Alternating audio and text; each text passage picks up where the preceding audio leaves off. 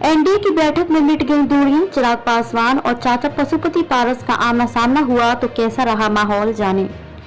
देश की राजनीति के लिए कल यानी मंगलवार का दिन काफी अहम था। एक तरफ जहां पक्ष विपक्ष ने एक दूसरे को अपनी ताकतों का एहसास कराया, तो वहीं दूसरी ओर दो लोगों के बीच की दूरियां कम होती दिखाई दी। दरअसल भाजपा के नेतृत्व वाले राष्ट्रीय जनतांत्रिक गठबंधन की बैठक में अन्य दलों के साथ लोक जनशक्ति पार्टी लोजपा के दोनों ही धड़े यानी चिराग पासवान और उनके चाचा पशुपति पारस शामिल हुए थे। बैठक के दौरान जब चिराग पासवान ने चाचा पारस को देखा तो तुरंत उनके पैर छू लिए, वहीं चाचा ने भी अपने भतीजे को गले लगा लिया। यह दृश्य देख रहे सभी नेताओं के चेहरे पर भी खुशी दिखाई।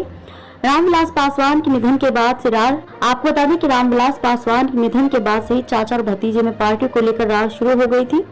पशुपति पारस पहले ही साफ कह चुके हैं कि वे भतीजे चिराग की लोक जनशक्ति पार्टी रामविलास की पार्टी के साथ लोक जनशक्ति पार्टी का विलय नहीं करेंगे।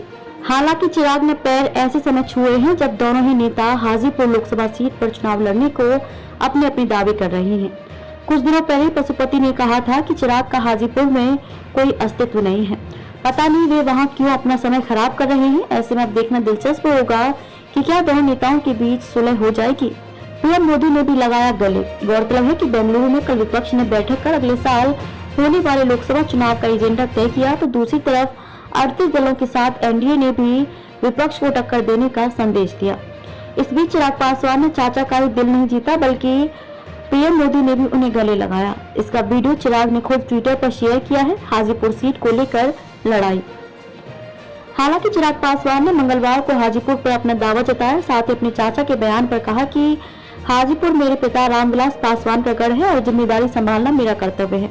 इस पर चिराग पासवान पर पलटवार करते हुए पशुपति पारस ने भी इस सीट पर अपना दावा किया। इससे पहले भी प्रधानमंत्री नरेंद्र मोदी की सरकार के मंत्री पारस अपने भतीजे पर कई तंज कस चुके हैं।